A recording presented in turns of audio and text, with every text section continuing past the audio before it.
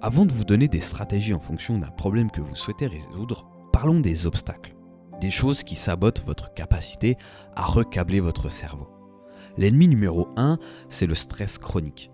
Le cortisol élevé en permanence est toxique pour la neuroplasticité.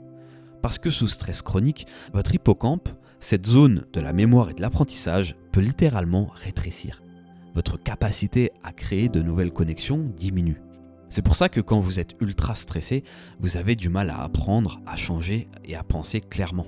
Votre cerveau est en mode survie, il ne sculpte pas, il protège. L'ennemi numéro 2, c'est le manque de sommeil. C'est pendant le sommeil que votre cerveau consolide les nouvelles connexions. Vous avez pratiqué une nouvelle compétence dans la journée, eh bien votre cerveau va renforcer ces connexions pendant la nuit.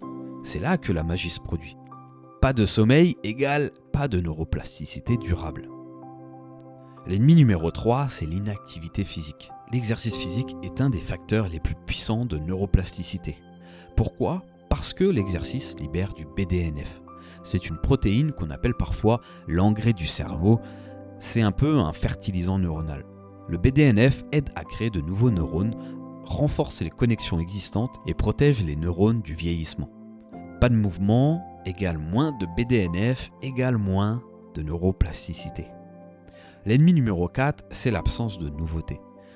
Votre cerveau change quand il est challengé, quand il rencontre de la nouveauté, de la difficulté.